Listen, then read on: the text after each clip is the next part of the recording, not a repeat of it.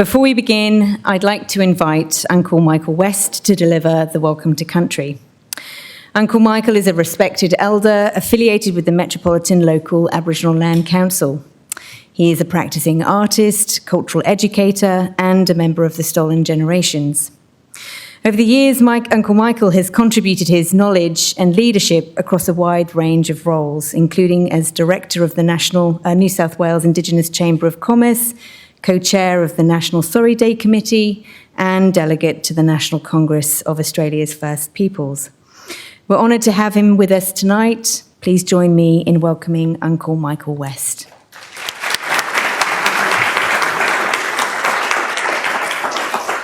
I'd just like to start saying Bajadi Gamarua. G'day everyone, how are you? Excellent, excellent.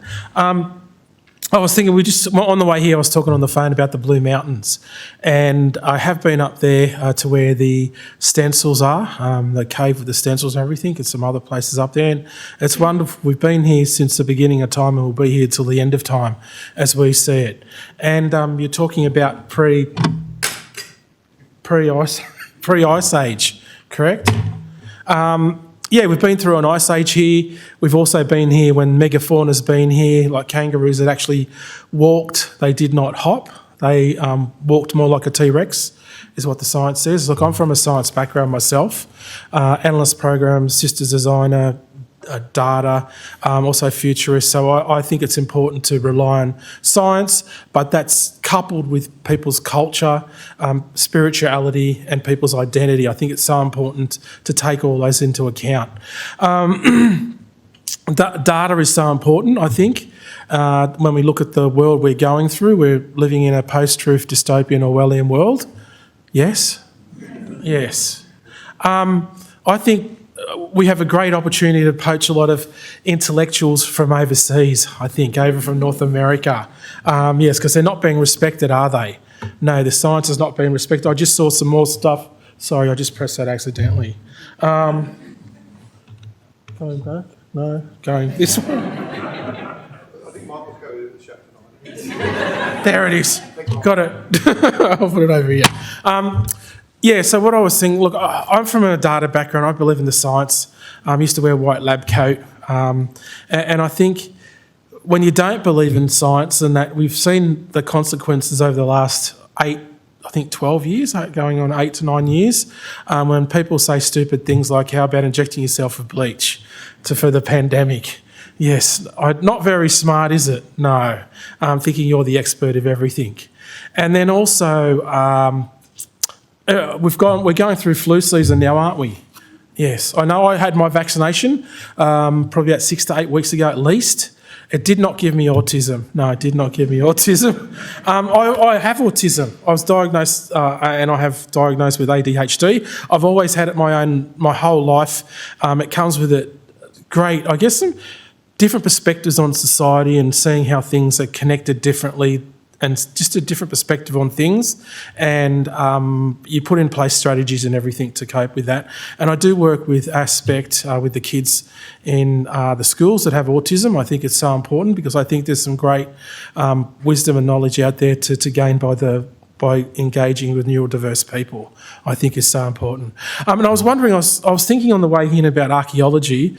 I wonder how many people have been influenced by pop culture with archaeology. I'm talking about Indiana Jones. Yes, I know science fiction.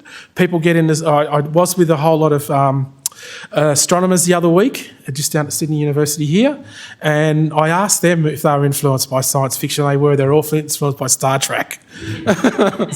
That's true. Yeah, Star Trek.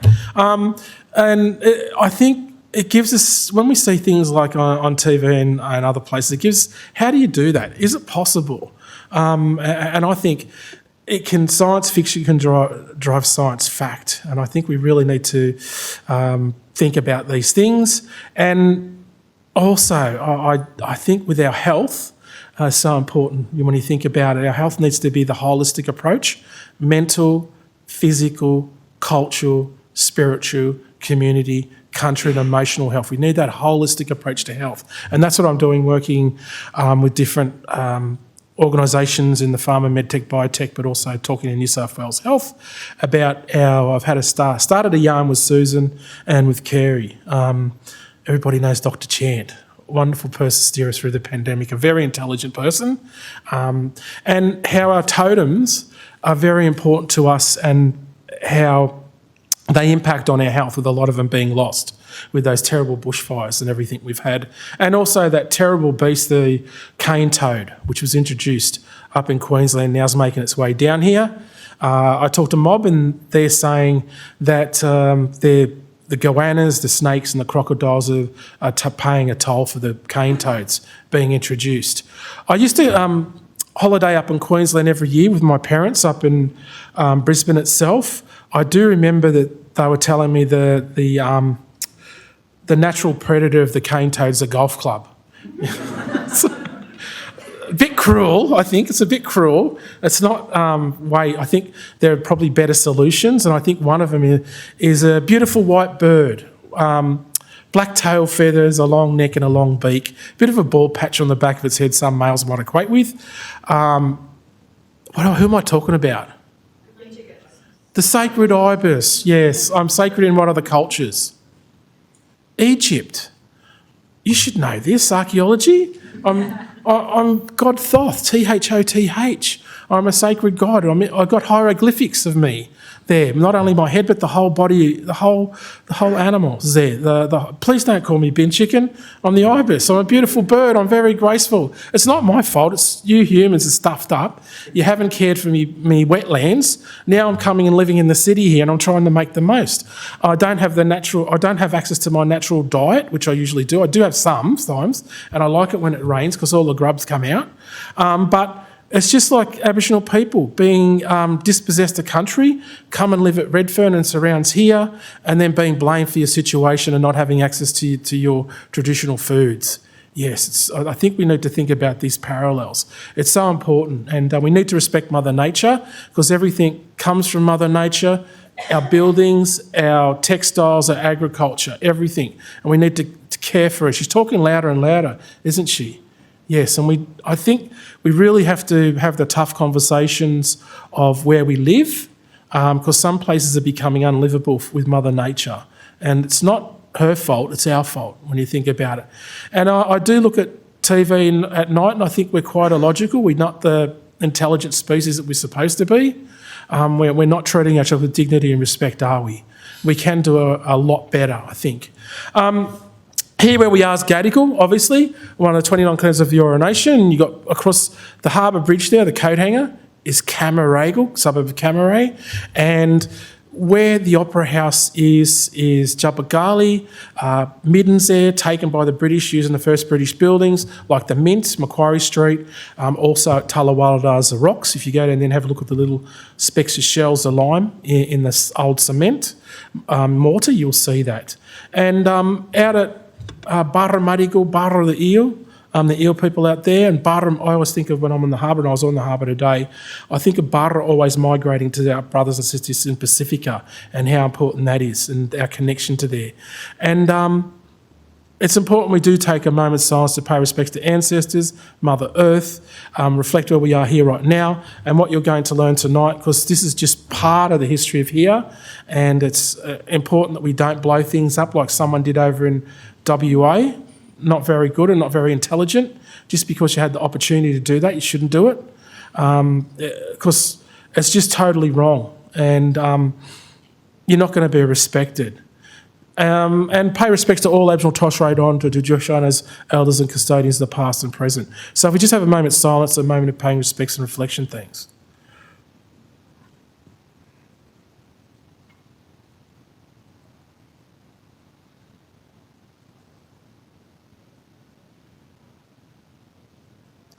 We have the beautiful Georges to the south, the Nepean to the west, and the Hawkesbury Darebin to the north. On behalf of Metropolitan Local Aboriginal Land Council, we welcome everyone here. I hope everyone enjoys the lecture tonight. There's a lot to learn. And what I say in the citizenship ceremonies is when you're becoming an Australian, you take on a big responsibility to look after our culture and our sites, but also you need to maintain your own culture and your own cultural identity, because I love talking to all the people from around the world and learning our our similarities, but also our differences, I think is so important. So on behalf of Metropolitan Local Aboriginal Land Council elders and members, welcome here.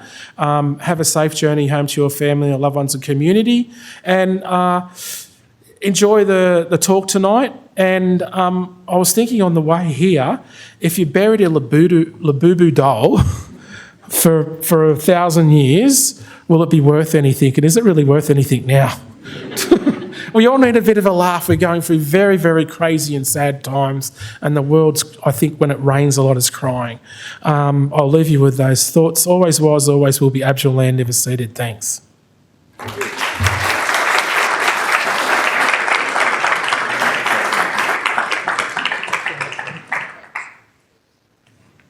Okay, thank you, Uncle Michael, for your generous welcome to country.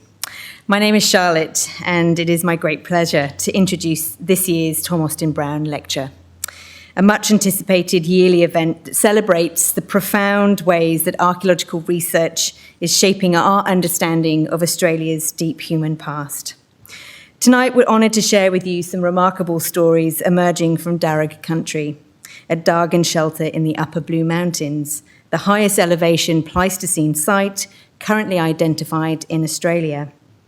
Excavations at this site have uncovered evidence of human occupation dating back approximately 20,000 years during the last glacial maximum, when the Blue Mountains were frozen over.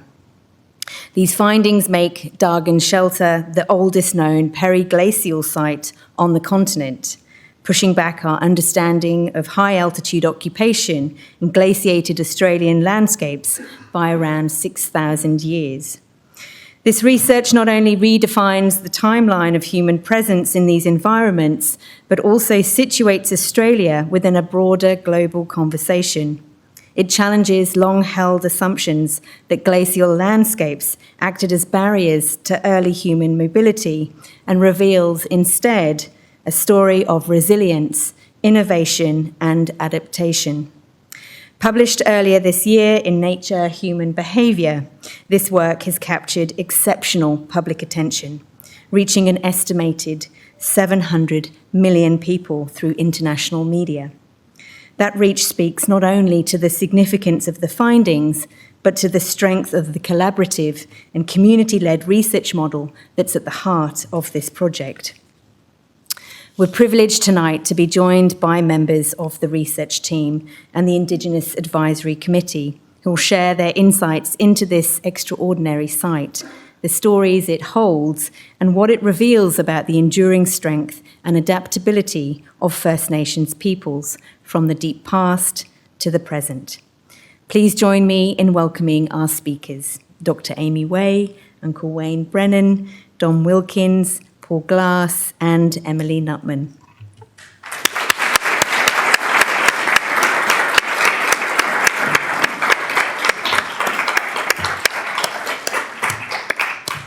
And I'll now hand over to Dom Wilkins, Dharug custodian, and Paul Glass, Blue Mountains Aboriginal community member, to introduce the project. Thank you. Hey, Warami everyone. My name's Dominic Wilkins. I'm a Burraburrungal Dharawal man. Firstly, I'd like to just acknowledge everyone that's come and to welcome everyone here, and thank you for coming to listen and speak about this project. It's broadened my perspective of both cultural sense and learning the sciences, or the sciences behind how and why we use these sites and how we've moved across the mountains and the landscape. I'm not much of a talker, so it's going to be a bit short. I'm not much of a speaker, but yeah, after those two, I'll probably be pretty short. Yeah, I've been working in cultural heritage for about 7 years now. Well, not since late. I've started working at national parks in the Blue Mountains, but yeah, it's been good working with Amy and Wayne, and even just all the rest of the community that comes out. And yeah, I don't know, I feel even just being out on site with everyone grounds me, and just, I don't know, it's good to come out and learn things, both with community and with Amy and Wayne, because they have a lot to teach. But that'll be about it for me, so I'm going to pass it on to Paul. Thank you.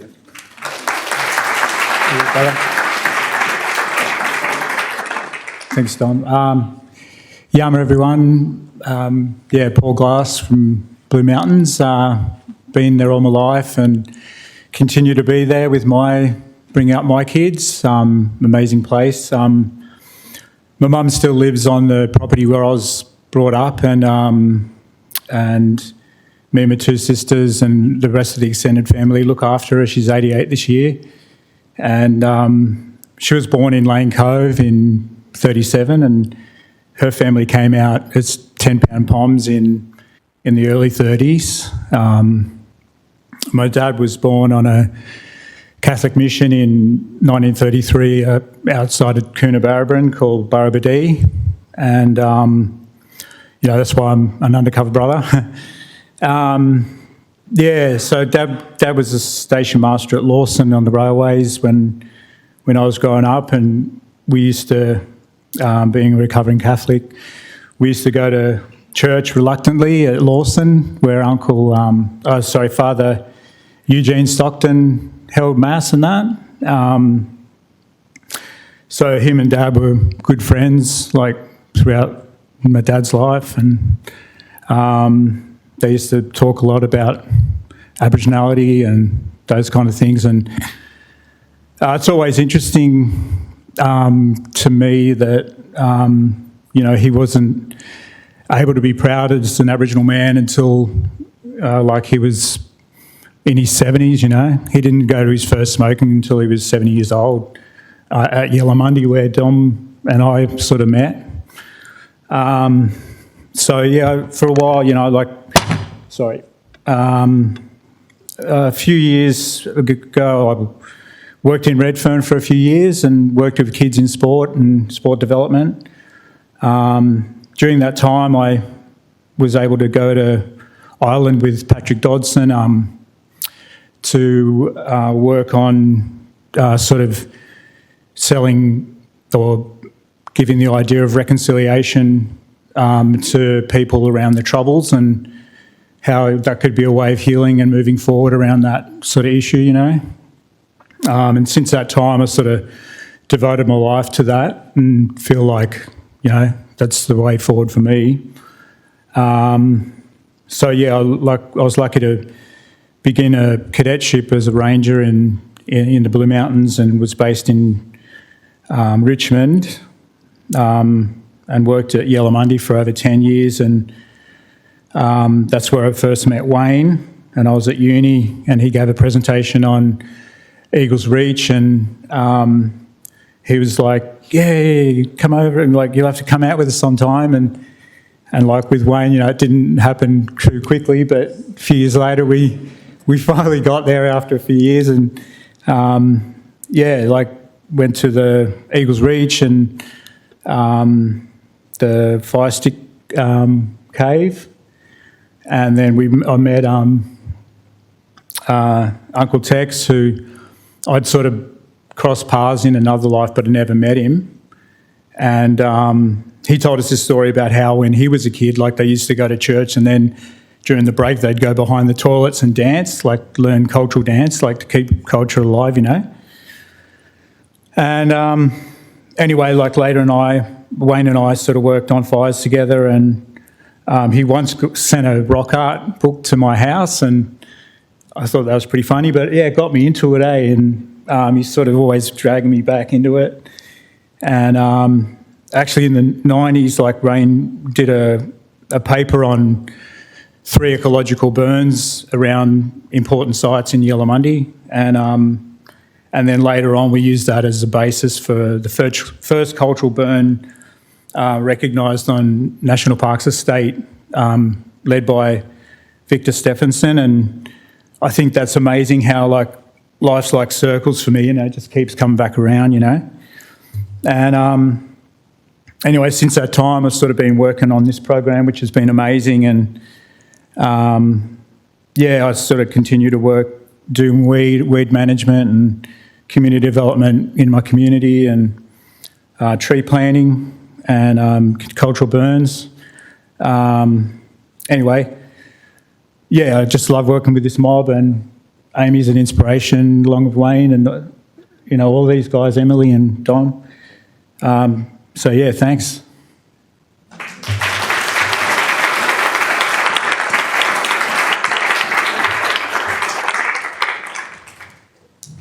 Quickly. We're going to get into the meat of the sandwich. I just want to acknowledge Michael for his witty and quite constructive conversations and his early opening in this brave new world that we live in. It's not easy to have a sense of humour. So thank you all for coming here, and I also want to honour my two brothers over here and sister there, and Amy as colleagues, but in particular these two for coming here tonight. Not necessarily their realm, but it's wonderful to have you all here. So thank you very much, and thank you, Michael, again. Appreciate it. Well, thank you all for coming tonight for this talk that we hope you're going to really enjoy about this amazing site that Wayne and I and our First Nations colleagues and partners from the University of Sydney and the ANU have been working on for the past 3 years.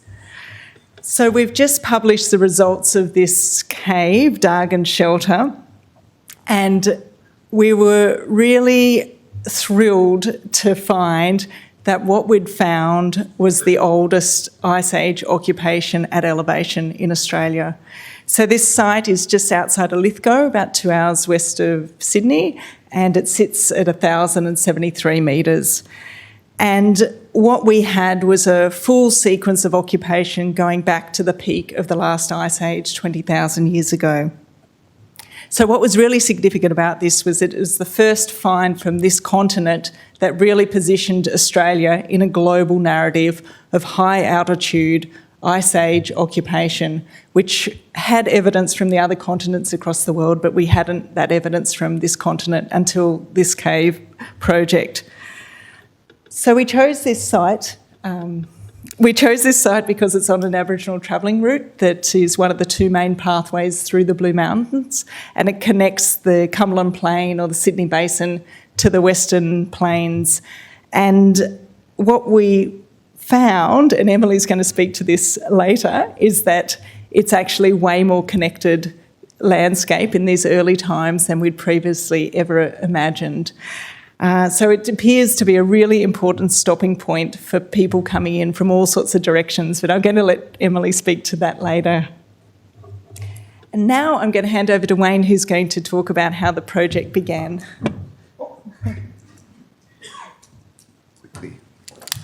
Initially, Dr. Duncan Wright came from ANU and myself had some discussions, and I think Amy was involved in the initial idea of doing some excavation in the Blue Mountains. Now, the last time excavations occurred in the Blue Mountains was 1972 with Father Eugene Stockton, who I happened to have as a mentor when I first returned from the United States in the late 70s. He sort of mentored me into a brand new world of archaeology, and so what actually happened, Eugene was also very interested in this site. We knew about this site 25 years ago, and Duncan and myself and Amy decided that it was worth having a crack, because it's not an easy thing to get a permit to do excavation in a World Heritage area. Even though we're not in the park, we were quite, I guess, clever about where we selected the sites, but we wanted to at least have a chance of contributing to the research. But the first, we had to get the community to agree to do this. Were they interested? And they were very much interested in doing this. So it took us about, 3 years, I think. But this project from the very beginning is driven by the Aboriginal community, supported by the scientific community, and also adjunct to that are the agencies that we're working with and the various other groups, including the local people. That's what we call the holistic approach, and it's exactly what Michael was talking about. We need to take that approach. If we want to manage cultural heritage properly, it has to be driven by the groups that are responsible for that. And There's still debate of how that actually occurs, who speaks for country. That's something that has to be sorted out with community rather than governments. But that's difficult. But once that gets sorted out, then we work together and we walk side by side. That's the important part, and I cannot stress that more than anything that I know about this project. That's the most important thing, that we work together. No one's not more important than the other. And it is driven by the Aboriginal people, and it's driven by what we can physically actually do. And we're working in a protected area, so we're fairly fortunate in that. So the idea when we put this together was to do it proper way, not just in the world of appearances, not just appearing to be doing this, but to be actually doing it. And that's a challenge. That's a challenge because you cannot rest on your laurels. So we work with three things, and I'll leave it at that. And these three things we still develop. We work with developing a relationship first, and we develop respect from that relationship, and then we meet our responsibilities. And it doesn't end there, because then we've got to go back again and work out what sort of relationship are we in now, develop that respect again and meet a responsibility. And that works whether you're dealing with country, archaeology, people, law. Those three concepts. And we could probably tack on a few other things too. But respect, you cannot demand respect. It's given. And it's generally given under what actions you do. So we are very mindful about what we do in this project outside the archaeology. But primarily, it's a mapping project as well. We're getting a system together that can help us manage the cultural heritage with the community as professionals. Because I was in an agency for 35 years that was responsible for that. It was the world of appearances. And the problem we have with the world of appearances, we never get the full story. And as a cultural heritage manager, I want the full story as much as we can. In the full story in saying that we've got the data and the information to protect these sites the best way we can. Okay? So that's the guts of what we're trying to do here and how we've built this program. So I'll hand it over to Amy because she's going to... Yeah, okay, that's... and then I'll hand over to Amy. That is one of our goals here. It's a very, very high bar to jump. Okay? And it involves quite a lot of... It's a bit convoluted. It's, at the moment, we're not even sure whether the government wants to support it because they think it's such a high bar. I think that we have a unique situation where we've got an environment intact and we've got cultural heritage intact. That, to me, is number one thing. And we've got local people around here that have an interest in it. And we have a living culture. It is a high bar to jump, but I think that we can get there. This stuff that we're doing adds to that. It's not the only thing, by no means, but it adds to it. And this is where we can get the benefits of science and culture working together, proper way, not sort of way, not the world of appearances way. Again, we want the full story, in the proper story. So I'll hand over to Amy. So hopefully that's going to happen in its right time. Here are a couple of photos of the team. So we had a lot of people working with us over the course of 3 field seasons. So on the left, you see sort of the core team members. You can see Paul and Dom there, and Wayne and myself, and Phil Piper from the ANU, and Rebecca Chaker, who's one of our Dharawal representatives on the project. And then on the photo on the right, you can see some of the Sydney University students. So our 3rd season we actually ran as part of the field unit course that we coordinate here at the university. And so this was a brilliant training opportunity for the students to be part of this project. So our aim was to find a long and undisturbed sequence of occupation, but with archaeology, you never know until you dig what you're going to find. And actually, the very first pit that we dug, pit 0 here, had no cultural material in it. And we actually placed it, you can see it's right here on the drip line. And so the previous work that had been conducted in the Blue Mountains, they'd all found that the majority of cultural material was being preserved at the front of the cave in the drip line. And so that's why we put the test pit there. But this site was different and we had no cultural material in that first test pit. But we dug a series of test pits extending back into the cave. And once we got somewhat interior, we had cultural material appearing.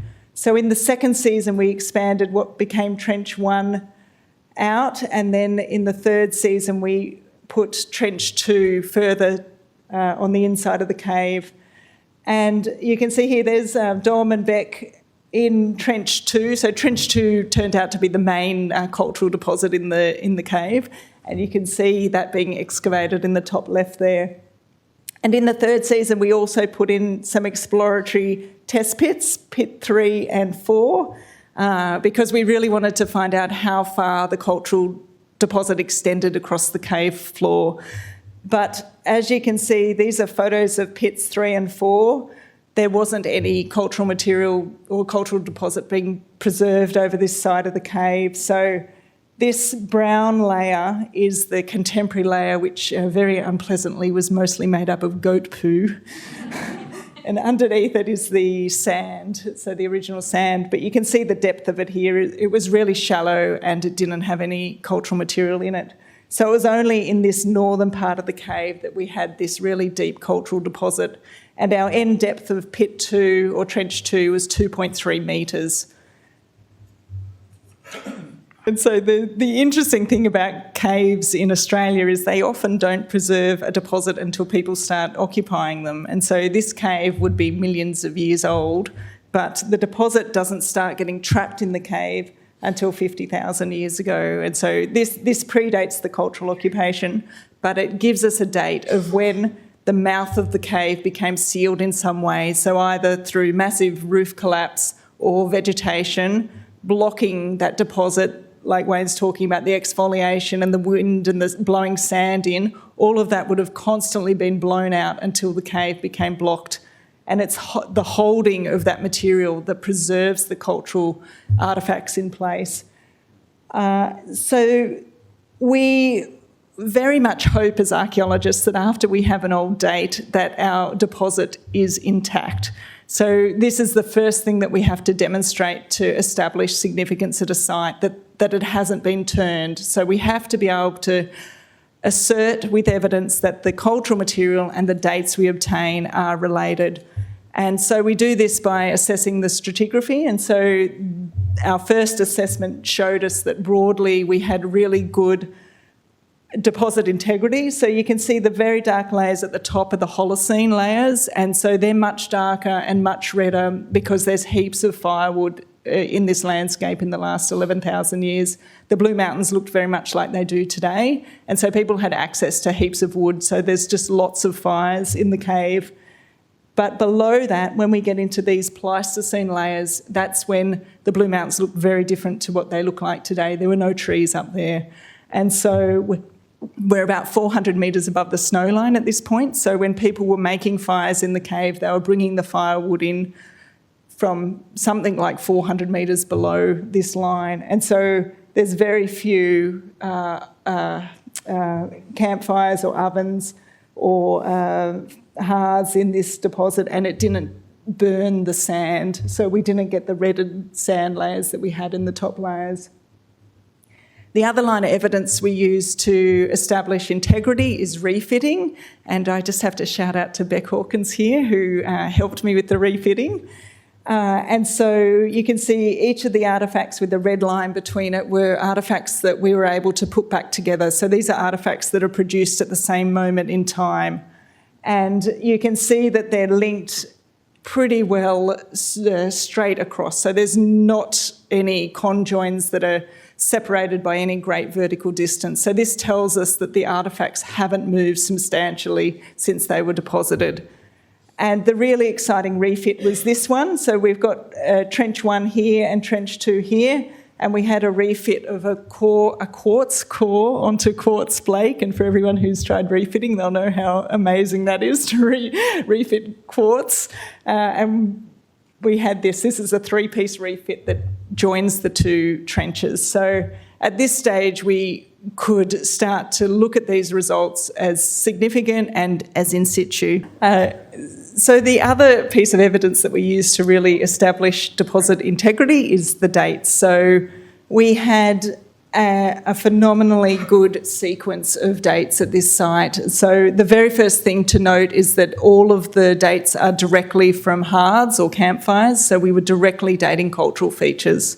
And the oldest hearth was just over 20,000 years, and it's pictured up here on the left. And then we've got a full sequence of dates extending right up until the recent past. So this is just one of the most phenomenal dating sequences you'll see. And again, it tells us that there's been no major disturbance at the site. And Wayne mentioned the exfoliation. So we had a lot of roof fall through the deposit as we were digging, but roof fall can be quite useful. One of the things it does is trap charcoal and trap artefacts and stops any vertical mobility. And this may be part of the story as to why we had so little movement. And you can see here at the oldest hearth, we had a piece of roof fall on the side, and the charcoal we were dating from that hearth was capped by that roof fall. So it was a really secure piece of charcoal.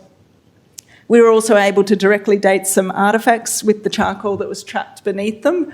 So this is a portable grinding stone, and you can see the linear grooves here. And we had useware analyst Dr. Nina Kononenko look at this, and she found that the linear grooves were made by sharpening bone or wooden points, probably for sewing or nose points. So the charcoal underneath it told us that it was around 13,000 years old, that grinding stone. So the results in and of themselves were dramatic and amazing, but then we compared them to the results from across the southeastern Australian mountain range. So this is the Great Dividing Range that extends all the way from Tasmania up to New England. So this is basically a section through the mountains from Tasmania, Bass Strait, Australian Alps, Blue Mountains and New England. And the top line marks the true glacial line during the last ice age. So this is full glaciers.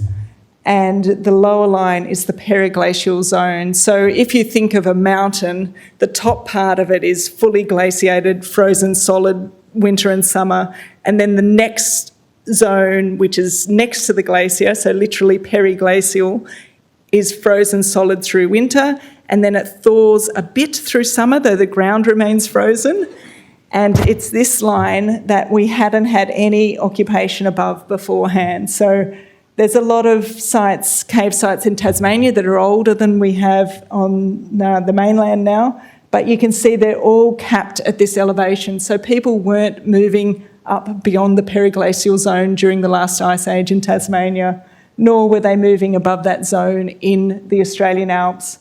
These are the Holocene sites, so it's only once the climate really starts to warm that you have people at these high elevations in both Tasmania and the Alps. But the Blue Mountains are really different. So Dargan's site number 10, and you can see there that it's now the fourth site, the fourth Pleistocene site to be above this line. So something different is happening at the Blue Mountains. We can't say anything about that site yet, can we?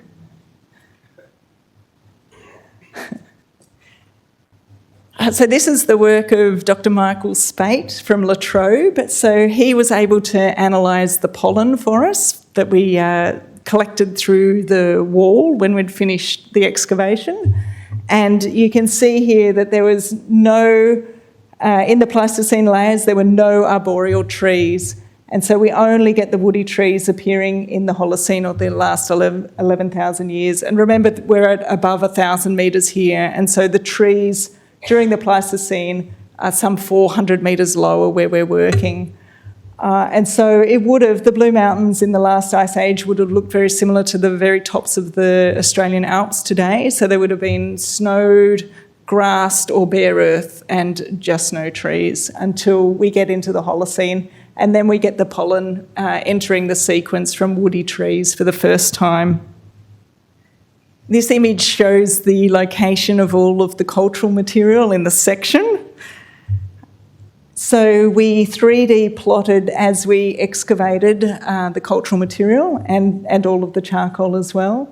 And you can see here again in the profile the much darker, redder sands up the top for the Holocene, and then the lighter white sands down the bottom for the Pleistocene, which just aren't burnt. This was the location of the lowest complete flake. So we did have a couple more small artefacts below this point, but this was the lowest large and complete flake. And you can see it's sitting just below the 20,000 year date. So this gives us very good confidence that this cultural material is older than the 20,000 year hearth that we dated here. And you can see this is before that flake was pulled out of the ground. You can see it just sitting there.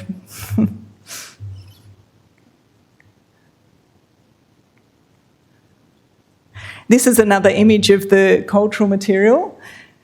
And what I really want to draw your attention to here is this peak in artefact discard. So this plot shows us the artefact density by square metre, and in the centre we have the ages of all the different layers. And so what was really significant at this site is that we have this peak in discard of stone artefacts around 16 to 17,000 years ago. So this is still peak Ice Age conditions. So this isn't ephemeral visitation. This is repeated use of this landscape during this time. And then we have another peak once we get into the Holocene, and artefacts continuing right up until the sub-recent. So the other really exciting thing was that we were able to look at where some of these artefacts came from. And I'm going to hand over to Emily now, but just keep in mind this large hammerstone here. Emily will be talking more about it.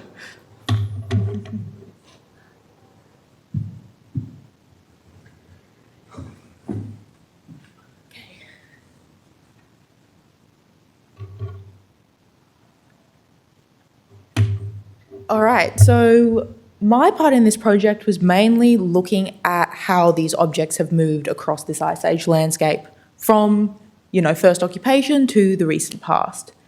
And we were interested in the transport of objects because this tells us a lot about the movement of people. So in order to understand how objects have moved around the landscape, we need to look really closely at the materials they are made from. So we do basically detailed material analysis and work out where this rock might have originated from. In the case of these artefacts, we really didn't want to do anything destructive. So we relied on a technique called portable X-ray fluorescence, which is a completely non-destructive form of chemical analysis. It's essentially chemical fingerprinting. So what we did is we chemically fingerprinted a subsample of over 100 artefacts from the Dargan shelter and then compared their chemistry to geological samples sourced from the Australian Museum's collections. So, is this working? No. So a picture included there. But also sort of as a secondary thing, I used open access data from the Australian Geochemical Database, which is published by Geoscience Australia. And in the map, I have sort of a subset of some of the locations that we got geological samples from for comparison, compared to the locations of the Dargan shelter and also King's Table shelter, which is the second oldest site in the mountains. And the location of King's Table shelter is important here because it's on the second major travelling route through the mountains, and I want you to remember that for the next slide.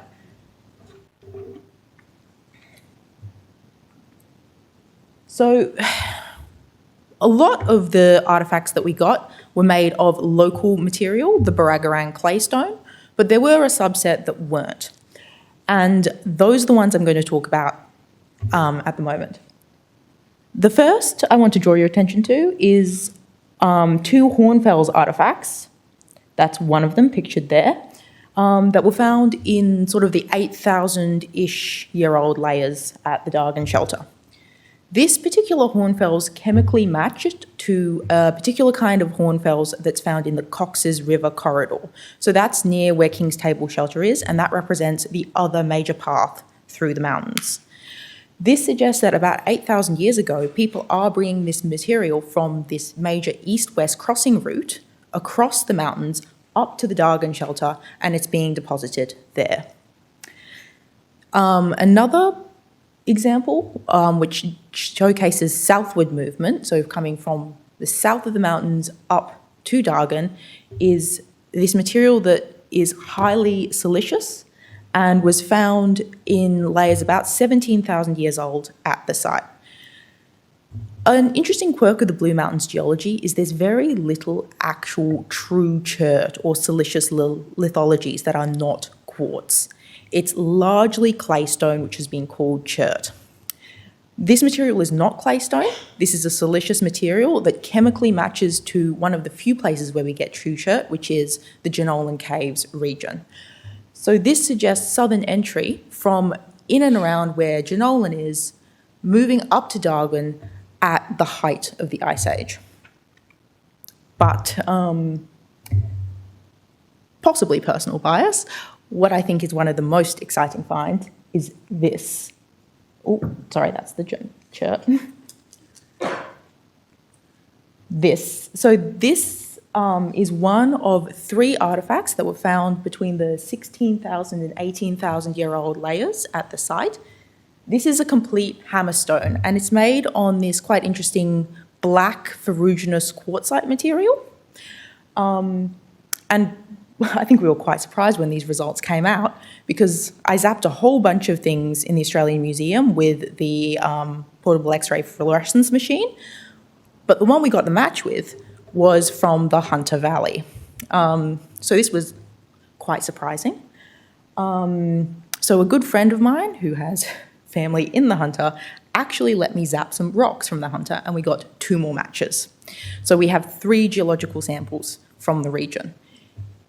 Also, like with what Amy was saying with old deposits, one of the things you want to rule out is it the local material?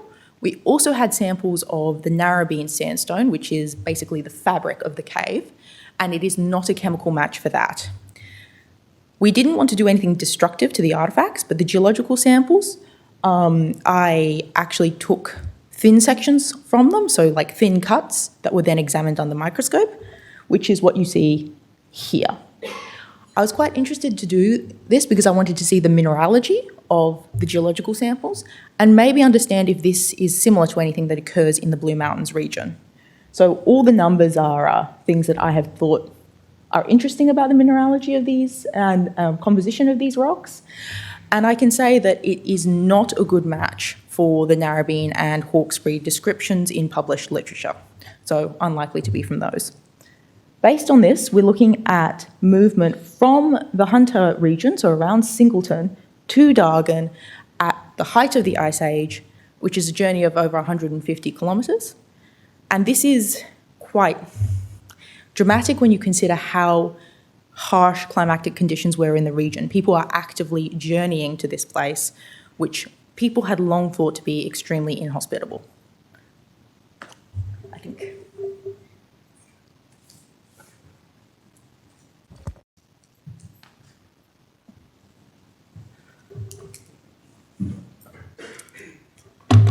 Well, what a journey. Imagine the journey up there during the summer. It's really planted lots of different ideas in my head about how the mountains are used. And of course, one of the things that really stand out to me is that it's for ceremony up there. People going up there regularly.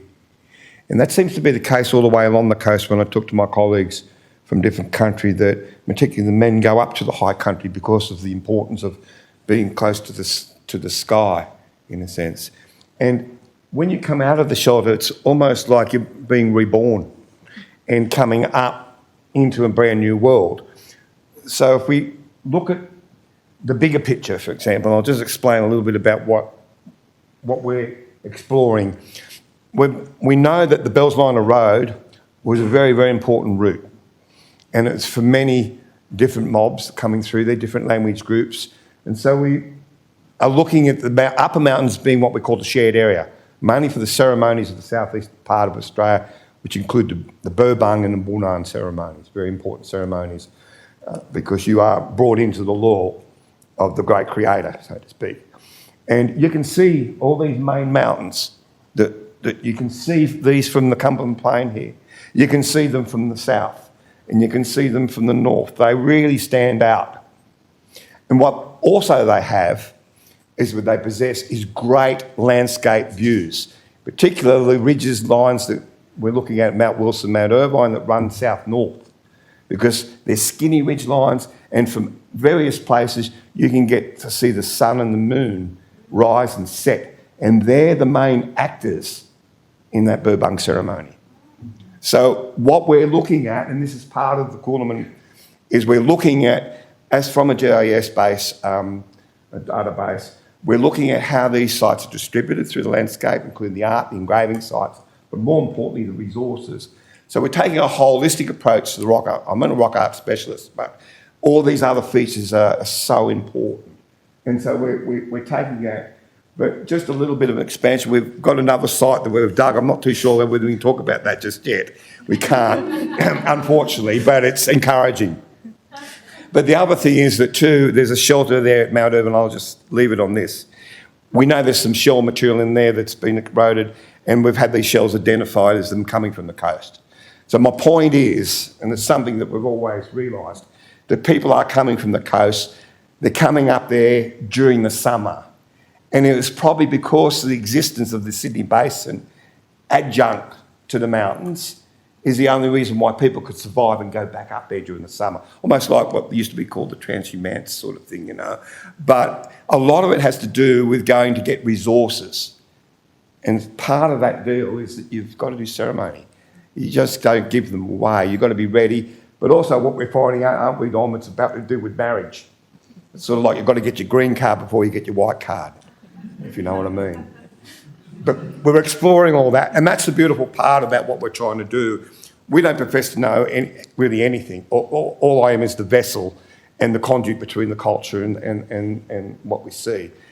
But it's exciting, and it's more important to see the expressions on our people's faces when we go into these sites and see these things. It's really important for our health and well-being that we get on country, for us all. But we need to go with the right people, proper way, do it proper way. And we're trying to map that out as a big part of our project. And I'm very lucky to be working with such great people. So I feel very fortunate. So I'll hand that over to Amy, and she can sort of finish us off here. Yeah, and I'd just like to second that. I mean, this project's been a massive amount of hard work, but it's been an absolute pleasure because we've got such a brilliant team that we're working with.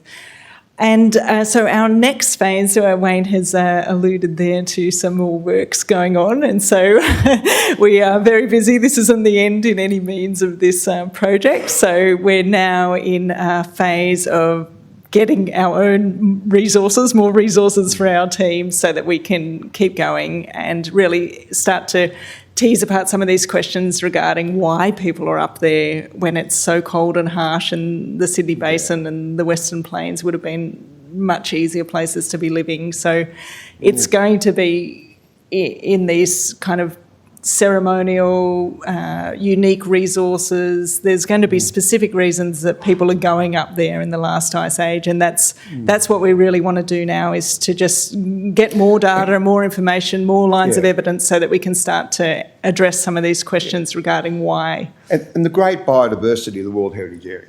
It's the best teaching area in the world that we have at the moment, and that's what I think is an important part of these upper mountains areas where you get the overlapping, where resources, you can only get these particular medicines and things. But they come with the covenant. They come with, we just wouldn't give these things away. You'd have to show and demonstrate your capability, because if I give it to you and you stuff up, I'm going to get speared, not you. See, so we're aware that we're dealing with sensitive information too. I mean, that's the important part. But it's driven by what the people we're working with, they drive what information they want released and how we release it. And we're trying to get creative around that too, aren't we? Not just a talking head, but with artwork, with things like that, that's appropriate.